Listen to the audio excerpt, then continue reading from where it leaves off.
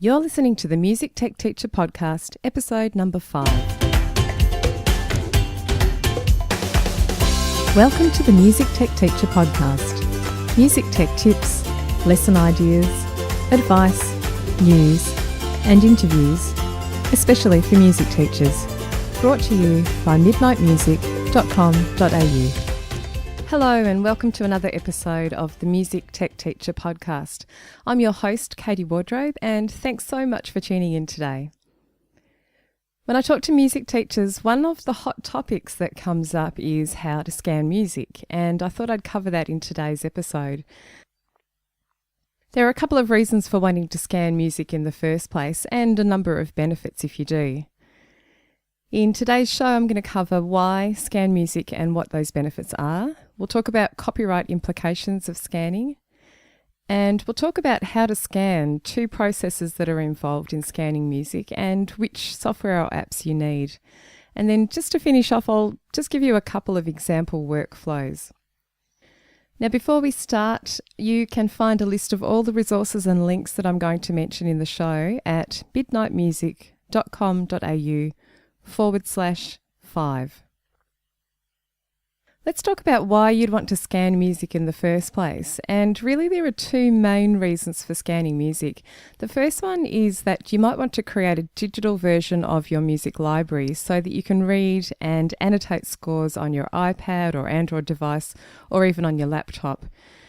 The second main reason is that you might want to transform a paper score into an editable format so that you can play it back or transpose it or rearrange it and so on. Most people describe this as wanting to get notes quickly into notation software. That's the thing that the phrase that people use when they talk to me about it. If you're not scanning music, the alternative is to input all of those notes of the score manually into the notation software. And some people find that really slow and tedious if they're not very familiar with notation software and don't do it very often. It can be a long, slow process. So scanning is one of those things that can speed up the process and get the notes quickly into the notation software. Now, before we talk about scanning, I really want to do due diligence and just talk about copyright implications and to mention that it's actually not legal to scan any copyrighted music unless you have the permission of the copyright owner. Now, if you do have permission, you're fine to go ahead, or if you compose the music yourself, of course, you can go ahead as well. And the last reason for having permission might be that the music is actually in the public domain. So any of those, go for it. It can be really, really useful. Let's talk about how to scan music in the first place. There are two main steps.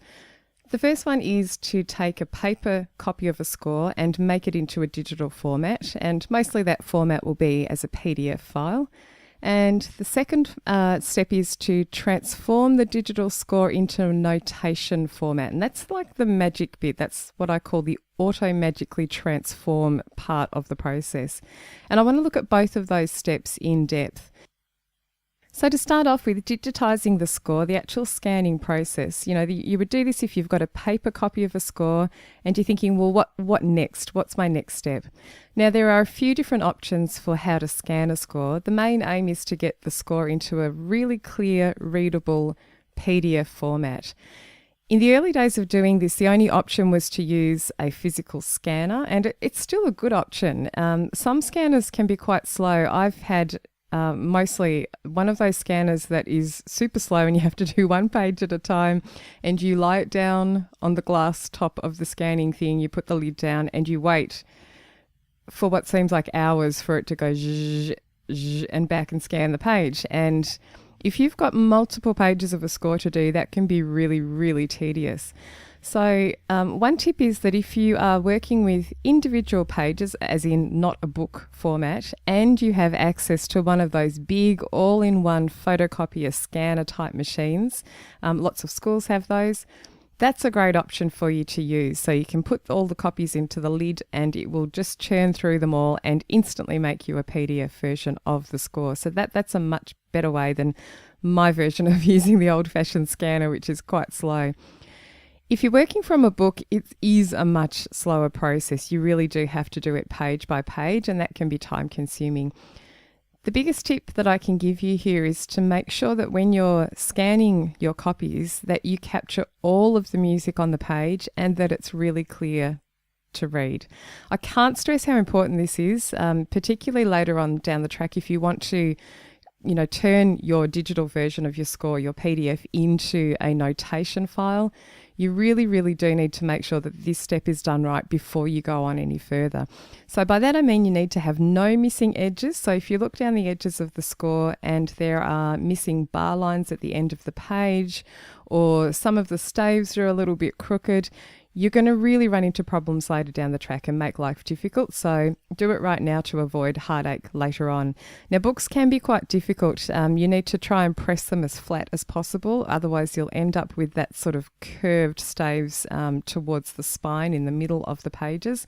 But it's possible to make it look okay. When you're actually doing the scanning process with a scanning machine, it's usually good to choose a resolution of around 300 dpi. If the music's really detailed and very small, you might want to test a higher resolution. And you should be scanning in grayscale or black and white. You don't need to scan in colour, so I can't really think of any reason that a score would need to be scanned in colour. Just choose the black and white or grayscale option. Nowadays, in addition to using a scanner machine, you also have the option of scanning music, in inverted commas, with an app on your iPad or iPhone or Android device. And this is actually what I do now. It's so much quicker than my old scanner, which, did that really slow process one page at a time. In essence, you're just taking a photo with your device and asking the app that you take that photo with to convert it to a PDF. It's super fast and you can see what you've captured instantly, and you'll know whether you need to redo the picture, for any reason if it's not clear enough. The app choices for scanning, you don't necessarily have to choose a music-specific scanning app. You can use any scanning app. A proper scanning app, though, however, is better than just taking a photo with your camera on your device, because the app is designed for detailed text or character reading, and those apps also allow you to crop and enhance what you've captured. Lastly, they will also allow you to export the results as a PDF file or even into other formats too. Some of the apps that I'll mention later on in this episode, the ones that do the transformation part of the score into a notation file format, also have an inbuilt scanning option, so you may not need to use a separate scanning app. But just for the moment, I'll talk about the apps that are specifically designed to scan documents and a couple of the options there. The one I use the most is called Genius Scan, and it's available for iOS and Android as well. There's a free and a paid version. I have the paid one. I think from memory, the paid one removes ads, and there may be a couple of other features that you get with the pro one as opposed to the free version. Other people I know use Jot Pro, which is another scanning app. I'll just talk through the process in Genius Scan, but it's really similar in all scanning apps. So my first step is to lay the piece of paper on a flat surface. Now, I actually do lie it on carpet. There's a reason for that. Not specifically because I want it to be laid out on carpet, but the second thing that I'm going to say is that the lighting needs to be good, and the place in my house where the lighting is the best is on the carpet next to my front window. Now, the lighting is super important here. You really want to make sure that you've got no shadows on the piece of paper, either from the sun itself and objects that might be in the room, or shadows from overhead lights. So, I've tried scanning in my kitchen where I put the piece of paper on the kitchen bench and take a photo there, but really the overhead light and my head gets in the way, so I end up with a shadow on it. So the best place for me is next to my front window, which has sort of nice filtered light, with a lightweight curtain there, and it just gives me the best result. So I scan music there. I also use this app to scan things like receipts that I may have, paper copies of receipts that I need, or documents that I need to send to someone in an electronic format. So that's what I do there. Now, you simply open up the app and you press the little camera icon that's in the Genius Scan app. You position the device camera over the document, and you really want to be directly above and square on. You can look through and see how square or not square you are, when you're looking at the score through your device camera. The app actually does do some perspective corrections, but really I think it's better to do the best job you can up front to save having to fix up things later on. You want to check the focus, just make sure that the focus is okay on the camera, and then you take the picture. Once you've taken that picture, just do a quick check on the screen. Have you captured everything? Did you capture all the edges? Is it in focus? Is it readable? And then the app gives you a few options to crop what you've captured, or enhance it, or rotate it if you've captured it upside down. It's not a big deal if you've captured things upside down or sideways. You can always rotate them later on, so not a hassle there. Once you've fixed it all up, I actually have the I think it's auto enhance turned on, and it kind of instantly enhances it and makes it black and white as opposed to a photographic image of my score, and that seems to work quite well. After I've done that, I will then save my scanned document as a new document, or you want to save it maybe into an existing document. If you're halfway through scanning a multiple page score, you might want to add it to an existing document. If it's the first page and I'm saving it as a new document, I will try to remember to name the file at that point, because Genius Scan will give you an automatic file name, which is usually the day and the date. And it's really good if you can remember to rename it, because you may forget down the track, and it just makes it so much easier to search and find things later on. So I will rename it with the score name, whatever it is at that point. Now, if the score has more than one page, you can go back to the camera app in Genius Scan. You can scan the second page, and then when you go to save it, it will say, do you want to save it to a new document or an existing document? And at that point, if you're on page 2, you really do want to save it into the existing document that you just created in the previous step. So instead of having separate PDF documents for each page, I find it works much better to have one single document with multiple pages. So keep adding like that until you're finished. And then once you're done, you basically save that file, and I export it somewhere central like Dropbox or Google Drive. Now, the reason for saving it there is it's really easy for me to access from my laptop or from my iPad still or from my phone or anywhere else. So save it somewhere central. Cloud-based saving option is a really useful thing. iCloud, you might use that as an option, and there are a few other ones that are similar. Now that you have the score in a PDF format, the next steps will depend on what you want to do with that score. I want to cover reading and annotating scores on a device or laptop first, and then we'll look later on at transforming it to a notation file format. So the reading/annotating scores on a device, particularly on an iPad or Android device, a tablet type of device, this is one of the reasons that many musicians purchase a tablet in the first place. It's in order to have their scores in a digital format and for them to be accessible really easily, and for you to be able to have a whole library on your tablet device. Having scores in a digital format like this means that you may not have to lug as many books around with you. And there are people that I know that use their iPad on stage at gigs just to read music in that way, rather than having to have paper copies of charts anymore. So that can be really, really useful.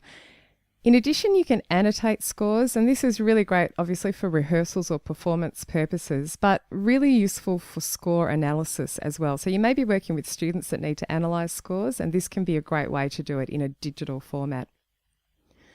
So in order to read the score in a practical way and to annotate it as well, you need to open up the PDF that you've created in some kind of PDF reader app. Now, there are many, many options for PDF reader apps which are non-music specific, but it's really best to choose a music specific app because there are lots of features which are really useful for musicians, and they've been designed for this, this actual purpose in mind. Now, my choice for this is an app called MuseScore, which is around $15 or so, and that's an iPad app. If you're on an Android device, there's a similar one called Mobile Sheets. I haven't tried it myself because I don't have an Android device, but I've heard that it's very similar to MuseScore. That one's around the same price, I think maybe a couple of dollars less, maybe $13 or so. Both of these apps have features that are specifically designed for musicians. So they allow you to do things like organise your music into set lists. You can really easily search your scores by composer or by title or by tags that you assign, so search tags that you might assign to the scores. You can really easily annotate the music within the ForScore app or the Music Sheets app. They have an inbuilt pencil and pen and highlighter. You can also add music symbols to your score called stamps. So if your composer has forgotten to put dynamics into the score, for instance, there are actually a series of music symbols, so a piano sign and a forte sign that you can just drag onto the score in the correct place. There's also included things like tuner and metronome and an on-screen keyboard. So in ForScore, I've found this really useful in the past. I've been singing, a few years ago with an a cappella group, and it's really useful to have a tuner just built into the app in case, I don't forget the actual physical tuner. I've got it there within the app. I can open up the score there. Just choose the note and the whole group can hear it. There's also a metronome if you just want to check the speed of the piece, and really usefully an on-screen keyboard. So that's great if you've got members of a choir that are not fantastic sight singers. They can test out little bits of the score using the on-screen keyboard and hear what they're supposed to sound like. In addition to that, there's also an ability to link an audio file, so like a backing track to the score. So while you're reading the score, you can actually press play on an audio file. And in the case of the a cappella group, I had created some scores in Sibelius. So I was able to just generate an audio file from Sibelius with the click of a button. And then we would add that to ForScore so that we could hear all the parts and sing along with them while we were learning the song. So that made rehearsals quite a bit quicker. When you're using these apps, I have to say the page turns are so super fast. It actually took me a while to get used to how fast they were, and because I would accidentally turn 2 or 3 pages in quick succession. So much faster than using a physical paper score. I can't tell you how much easier it is. In addition to that, and this is something I find that not many people know, even if they have got the ForScore app, you can link pages for repeats that may pop up in the music. So you can be singing or playing through and get to the end of the first time bar. You can set up a link at the end of the first time bar, and so when you tap your iPad on the little link, it will send the score straight back to page 1 where you've got to go back, play the second time through, and then at the beginning of the first time bar, as in at the place where you need to go to the second time bar this time around, there's another link there and you can tap on that and it will take you straight to the second time bar. Really useful for coders where everybody gets lost and, fumbling with paper and what page are we up to. You can just set up all these links and it just makes, again, the rehearsal process a lot quicker and performance if you're still using music in the performance as well. You can turn pages with your finger by tapping on the iPad screen or tablet screen, but if you are a musician that uses 2 hands to play your instrument, like the piano or the guitar or any wind instruments and so on, you can actually use a pedal to turn pages with instead, which will keep your hands free to play your instrument. So that can be really useful as well and make things a lot more streamlined. So if you need to read scores and you want a digital version of your music library, it's definitely worth purchasing one of those apps. They're, one of my favourite productivity apps, I suppose, as a musician is ForScore and for reading and annotating scores. After the break, we'll look at the magical part of the process and how apps can work to transform your score into a file type that you can edit, a notation file type. This episode of the Music Tech Teacher podcast is brought to you by the Midnight Music Community. The Midnight Music Community is an online space for music teachers who'd like help using technology in their music lessons. There are online courses, video tutorials, lesson plans, music tech news, and professional development certificates are provided for any training that you undertake. I'm inside the community every day, personally answering members' questions and sharing tips and ideas. The best thing is that you get to connect with hundreds of other music teachers just like you and share your own experiences and occasional music tech frustrations. For more information and a special joining price just for the listeners of this podcast, visit midnightmusic.com.au midnightmusic.com.au/podcast offer. That's midnightmusic.com.au/podcast offer. Let's look now at the other reason that you might want to scan music, and that is to automatically transform it into a notation format. The benefits of doing this are huge, of course, because you can play the score back and hear it. You can transpose it to a new key. You can rearrange the score, so you might want to change a viola part into a violin 3 part because you don't have any viola players, or you might want to make a string arrangement into a brass one, and so on. Before the music scanning technology came along, if you wanted to do any of those things, you would have had to have manually entered all of the notes yourself into the notation software. So you would literally do copying work where you're copying the notes from the paper score into your notation software. Nowadays, there is actually the option to have music scanning software do that magical transformation for you and to save you the work of manually entering the notes. I want to talk through a little warning first, and some of the limitations of the process, I suppose. It's really good in this process to have some realistic expectations.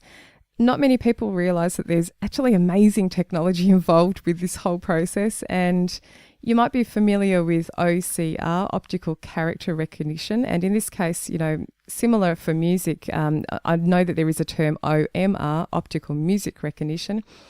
This is the same sort of process that's used for converting printed books into Word document format, or for reading text out loud for the blind. With regular text, software has been trained over the years to recognise different fonts and characters so that it's become quite accurate over time. Now, there's an extra level of difficulty for the software when recognising music characters and elements, because there are things like parallel elements that need to be interpreted, so multiple voices, for instance, on one stave. The notes need to be recognised in this process and given a pitch, and things like transposing instruments need to be taken into account, and articulations and dynamics, which are to do with a specific stave, are just nearby the stave, so the software has to sort of recognise that specific dynamics are to be attached to a specific stave and to be read in that way. So in the early days, I didn't find there was a massive level of accuracy. You'd do some scanning and think, not quite sure if it's worth scanning or whether it's actually quicker to put the notes in manually. But nowadays, I really do think that it's improved a lot over the years, and it is a lot more accurate than it used to be. So it is saving time, particularly if you're not fast at entering notes in your notation software program. There's still going to be times when the interpretation of the score is not perfect, and you're going to need to fix up the copy that's been interpreted by the software. And this can depend in part on the actual score that you've used originally, the one that you've scanned originally. So simple scores, simple musically I'm talking, and ones that are clear and easy to read, you'll have fewer problems with those. They'll be interpreted quite well, there'll be a high level of accuracy, and you'll be good to go. However, there are more problems with scores that are complex musically, I've found. So things like syncopated rhythms, so lots of dots and extra tails on notes. If there are lots of fast notes, that can be problematic sometimes. Lots of triplets can be hard work as well. Scores that use really old style music fonts can be hard.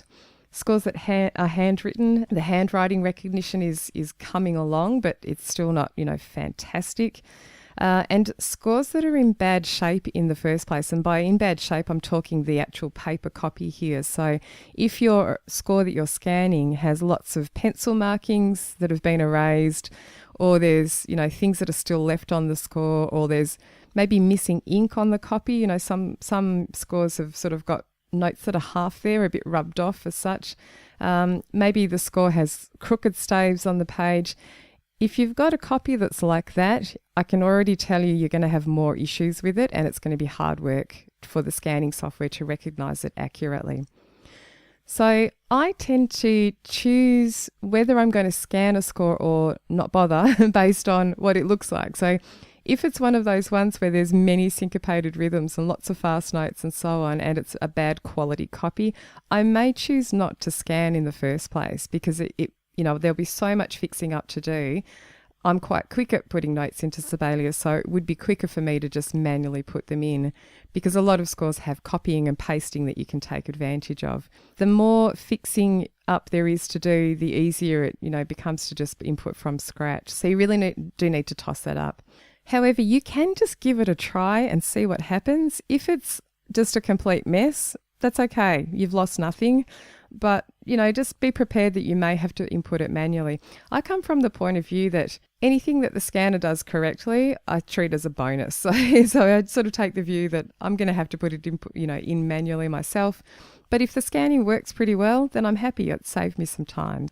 Now, in terms of app options for this part of the process, you can use either your tablet device, so iPad or Android device, or you can use your laptop or desktop computer to do this. Now, as I mentioned, this is the complex part of the process from a technical point of view. So if you're going to be doing it often and you want a high level of accuracy, you will need to invest in decent software.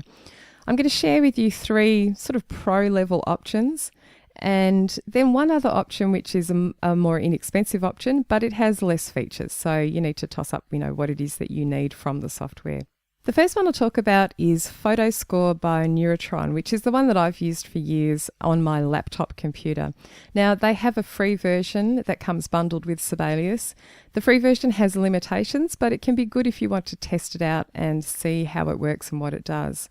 So the free version, the limitations with that are things like it only allows you to scan 12 staves per page. So if you are working with a vocal and piano score, each system on a single page is going to count as 3 of those staves. So as soon as you've got 4 systems or more, if you've got more than 4 systems, then you're going to run into problems because you've only allowed to scan 12 at once. It doesn't read text, the free version. It doesn't read notes and rests that are anything beyond 1 dot, that have 1 dot after them. So you can read a dotted crotchet, for instance, but you couldn't read a double dot in the software. It will also allow only up to 16th notes and things like no irregular bars and so on. There's a few other limitations as well. So it's really good if you just want to test out scanning and see if it's for you. The Pro version is well worth the investment if you're going to be scanning music really often. The Pro version is around $250 and that's US dollars, and it's called PhotoScore Ultimate. An alternative to PhotoScore is called SmartScore, which is around a similar price. I think it's a little bit more, maybe $300. And that one used to come bundled with Finale, but as of Finale 25, that bundling has ceased, but you can still access the SmartScore software on its own. If you want to do this step on your iPad or Android device instead of on your laptop, then you can use an iPad version or Android device version of PhotoScore. Now, Neurotron have another app called Noteflight, and that's a handwriting app. It's fantastic. I've used that quite a bit, and it's always really impressive when I show that in workshops. That app will actually allow you to handwrite on your tablet screen, and Noteflight will transform your handwritten score into, like a notation printed score. So it looks really great. Now, as part of that app, they have an in-app feature for PhotoScore. Now, the total cost for this app, if you wanted Noteflight with the in-app purchase of PhotoScore, the total cost is going to be around $70. So it's about $40 for Noteflight and $30 for the PhotoScore in-app purchase. Now, this might sound like a high cost for an app, but if you consider that this software is doing a really complex job that can ultimately save you a lot of time, I really do think it's worth the money that you spend on it.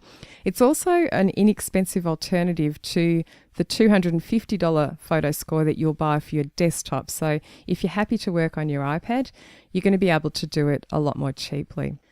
Before I get into a few tips on how to scan with success, because I do have a few tips there after doing it for quite some time, I want to mention a fast, inexpensive app option for iPad users, which is actually less than $5, and it's called Sheet Music Scanner. Now, this is a fairly new, recent app, and it will allow you to open the PDF that we created earlier. So I talked about, scanning a PDF earlier in the session. So you can take a PDF and open it up with Sheet Music Scanner.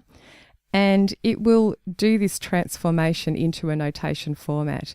You don't have to have scanned at first. You don't have to be opening up a PDF. You can actually take a photo of the score within the app itself. And once you do that and it's read the score and transformed it, you can play it back and you can change the tempo of it and you can transpose the score as well. I've only tested it with quite simple scores, and I've had copies that are really good quality, and it's worked really well with those. There's not really been any errors. I haven't tried it with a more complex score though, so I'm going to be interested to give that a go. There's no editing at the moment available in the app, but I understand that's coming in a future version. So if you do end up scanning a score which is a bit complex and it has come up with a few errors, you'll be able to fix those in the sheet music scanner app. So that one's definitely worth looking at if you maybe just want to give it a go, see if it works for you.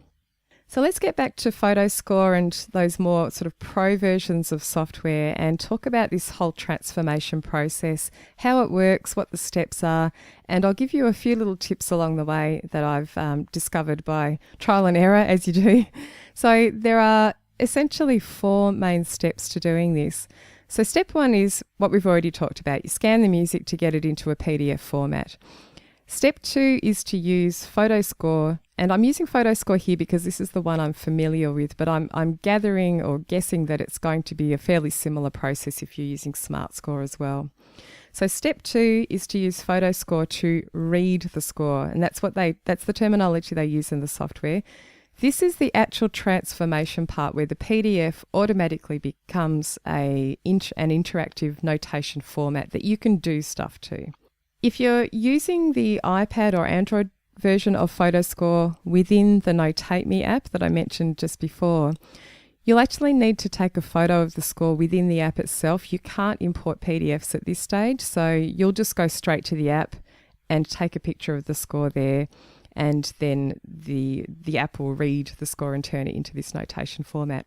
So that transformation bit really only takes a few seconds. The processing part takes just a few seconds to do. And then after it's done that, you're on to step 3. And this is what I call the fun part. It's not really that fun sometimes. This is where you will need to fix up any errors that the software has read with the score. So basically at this point of the process is that you compare the original score that you had with what PhotoScore has interpreted for you. And in PhotoScore on the desktop version, at least because I've used that quite a bit, you can actually see both on the screen at once. The top part of the screen is like a zoomed in image of your physical score, and then you can compare it with what's underneath, which is the interpreted version of the score.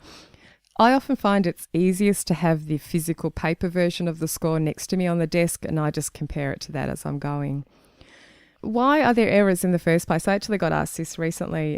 Why are there errors? Why can it not magically make everything correct the first time through? It really does its best to interpret the score correctly, but sometimes there are complex things in scores which can make it quite difficult. And as we mentioned before, bad quality copies can also make it difficult for the software to interpret the music. So it's not always correct. You need to go through and fix any errors before moving on to the next stage, which is to send the score to your notation program.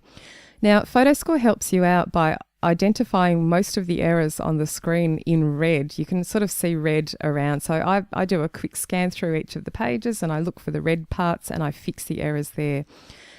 It will tell you if there's things like bars that don't add up correctly.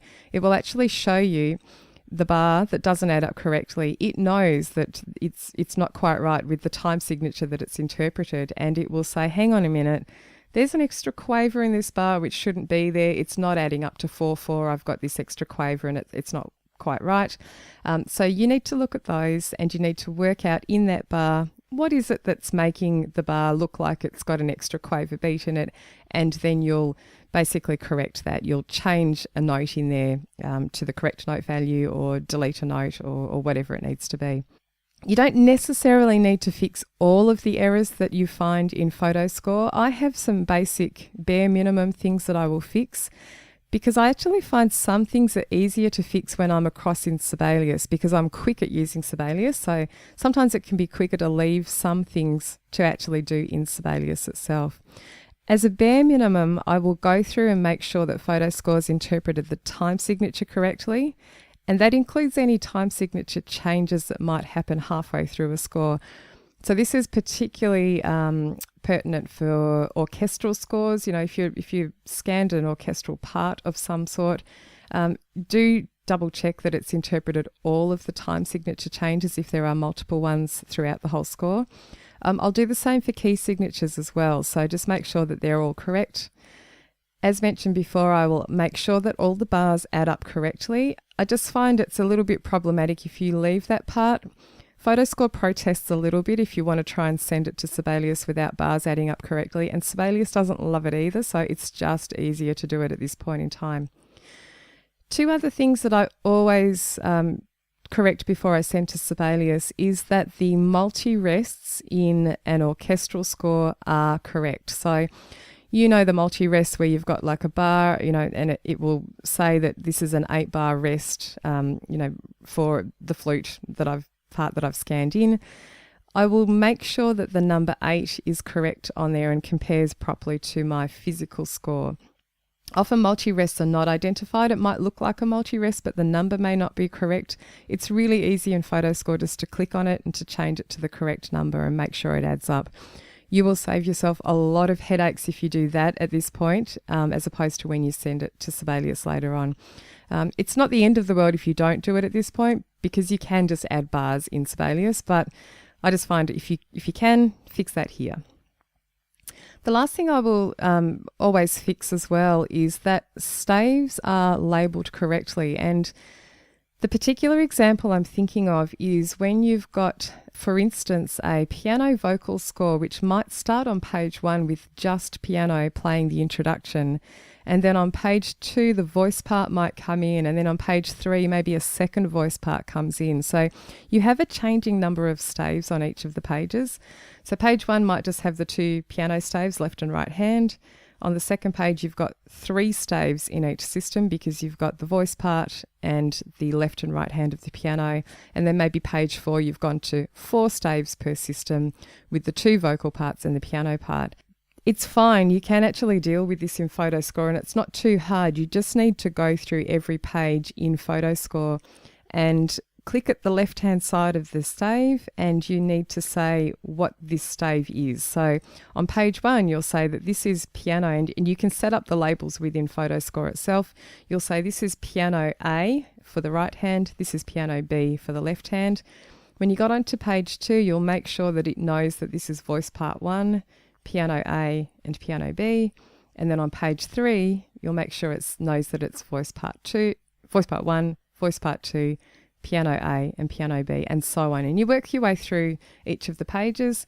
And again, doing this now will save yourself a lot of heartache in the long run, because if you don't label them correctly, PhotoScore will interpret the top line, no matter what page you're on, the top line as being all one part. So if you take my example, you might have right-hand piano part, and by the time you get to page 2, the right-hand piano part will be joined up to the voice part on page 2, and so on throughout the whole score. It can be problematic when you get across to Sibelius if it's all mixed up like that. So do it in PhotoScore, and then fix other minor things in Sibelius or Finale or whatever notation program you're using. I generally don't worry too much about fixing things like lyrics and dynamics and articulations. That's just my personal preference. I fix those when I get across to Sibelius. And that's because I can do those things quite quickly in Sibelius, and I just find they can be a little bit messy or problematic, when they're done in PhotoScore. So that's my personal thing. Other people may have a different workflow, but that's what's worked for me over time.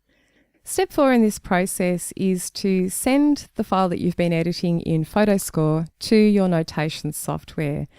And your notation software doesn't have to be Sibelius. I've mentioned that because that's the one that I've used, but you could be using anything else like Finale. You could be using MuseScore, Noteflight, the Notion app on your iPad, the new Dorico program, or something else. If you are on the desktop version of PhotoScore and you use Sibelius, there's actually a little button which says send to Sibelius, and you basically click that. Sibelius opens up automatically and your score will appear in there. So that can be really quick and useful. If you don't use Sibelius and you are using, your iPad or Android device, or you're using some other software program, notation software program, you can export the file as a music XML file, and that is a universal notation file type. The reason for exporting as music XML as opposed to some other option like, say, MIDI as an option, is that music XML is a universal notation file type, and it takes along with it information like dynamics and articulations and so on, which are specific to notation. If you were to export your file as a MIDI file, it won't take a lot of that information with it because a MIDI file is intended for playback, it's intended for sound only. So choose music XML, and then you'll send it across to your software, your notation software, for further editing if you choose to. Now, Sheet Music Scanner, that inexpensive app option, does also have an export as music XML option. So you can do that there, and like with PhotoScore, you can send it across to your notation software. I should also mention that you don't necessarily have to send your score to a notation software program. You can do quite a bit of fixing up in PhotoScore, and that might be enough for you. And then, you can do whatever it is you want from there. So transpose it. You've got some limited editing options, so you can transpose it there and create an audio file for you to play along with and so on. But the process that I've, used scanning for in the first place is usually to get the notes into my notation software quickly. To sum up this whole thing, this sounds like a little bit of a complex process, but it really isn't.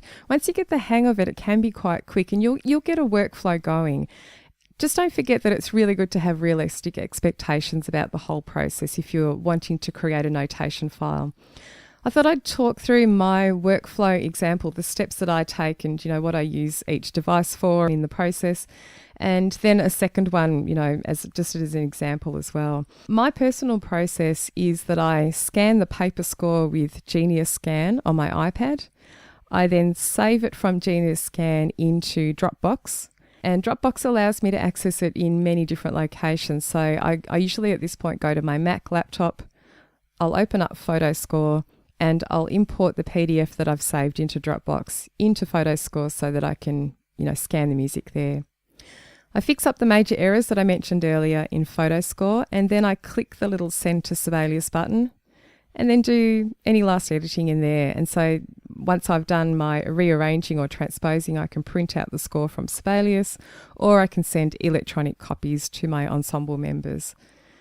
So that's one example workflow. Another one, if you were going to use just your iPad, for instance, your workflow could be something like opening PhotoScore within the Notate Me app, taking a picture of the score and fixing up the errors within the app, and then exporting the resulting music XML file and opening it in the Notion app on the iPad for further editing. I really hope you found that information useful. I know it's a big topic to cover, and I'm going to cover aspects of certain parts of what I've talked about today. So, for instance, I'd like to do another episode just on FourScore and reading of music on your tablet device, because it's another area which is something that I'm asked a lot. So FourScore is not the only option there. There are some other options too which you might find useful. So I'll cover that in a future episode. Now, members of the Midnight Music community can download a copy of all this information in the How to Scan Music training area, which I've set up inside the community. I've included some links there to tutorial videos for FourScore and for PhotoScore, and some detailed step-by-step instructions for using PhotoScore itself. If you're not already a member of the Midnight Music community and you'd like to access those materials, you can join at midnightmusic.com.au/podcast offer. So here's your action step for this episode. If you've been wanting to give scanning music a go, try it out. I would suggest just giving it a go. Explore the software or app options if you haven't already, and maybe download the light or demo version of the app if there is one. That'll give you a chance to test it out and see if you are going to like the process and stick with it and find it useful and productive for your music editing. I'd really love to hear how you go if you try one out. You can either tweet me at KatieSW1, that's S for Sam, KatieSW1, or you can connect with me on Facebook at facebook.com/ Midnight Music. I'd also love it if you could take the time, just a couple of minutes, to leave a podcast rating and review in iTunes. It really helps other teachers just like you discover the show. The Music Tech Teacher podcast is hosted by me, Katie Wardrobe, a music tech trainer, consultant and speaker from Melbourne, Australia. You can find more information and links from today's episode at midnightmusic.com.au/5. Thanks for listening.